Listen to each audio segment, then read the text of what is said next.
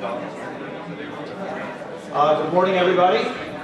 We're going to launch the meeting, so thank you all very, very much for coming. I'm Bob Pianta. I'm the Dean of the Curry School of Education, and on behalf of President Teresa Sullivan and John Simon, welcome to both Charlottesville, those of you who are out-of-towners in UVA.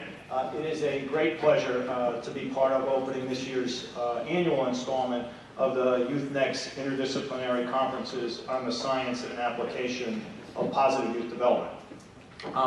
The meetings focus this year on health, well-being, and activity. I think we could all agree is both timely and much needed. The value and importance of physical activity in youth development, I think in many ways just simply can't be understated. Those of us that have teenagers probably know that. Those of us that are moving or trying to recapture our teen level of fitness probably realize that as well.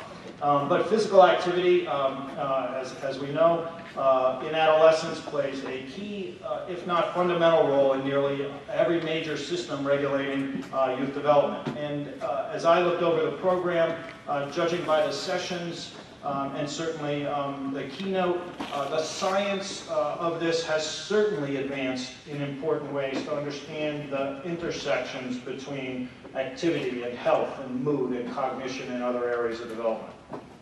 But I guess I'd also argue, and leave you with a couple of thoughts about that.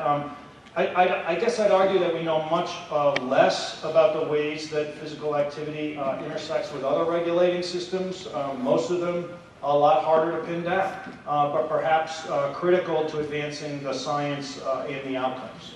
So I don't think we really know enough yet about the cultural, social, structural, motivational forces that play a part in determining the value of and nature of physical activity, particularly for certain subgroups in our population. And if we stay true to the focus of this annual meeting, I think in the transformational potential of a positive and assets-based frame on youth, then I think we've got to sort out these harder and tougher to pin down areas.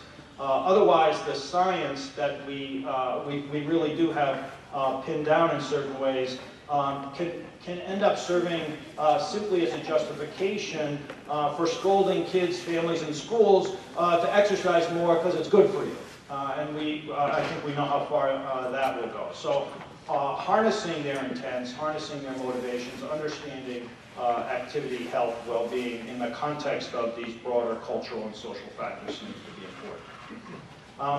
And I guess a second point to leave you with before I head off and your day starts. At an event like this, I would be remiss in not invoking Thomas Jefferson, so here we go. I think many of you know among his interests as a statesman, politician, and architect, among other things, Jefferson was a strong advocate for exercise and actually noted specifically the need for at least 2 hours a day of vigorous physical activity.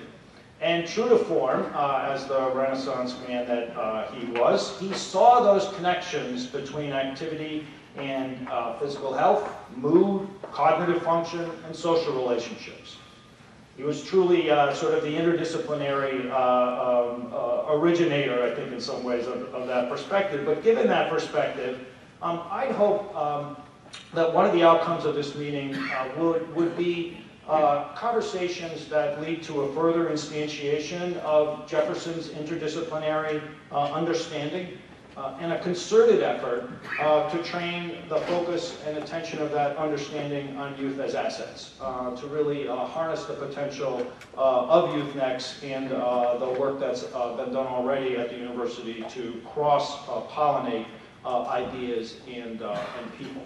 And as the university begins to operationalize a strategic plan that embraces interdisciplinary and translational work, I hope this meeting can really be a catalyst for our UVA efforts that intersect the sciences, policy, and worlds of application to transform how we understand and engage youth as assets. And this is just an absolute critical issue. It's a critical part of the university mission. And today's and tomorrow's focus on health, well-being, exercise, and activity could not be a better place to start, and we couldn't have better people to launch that.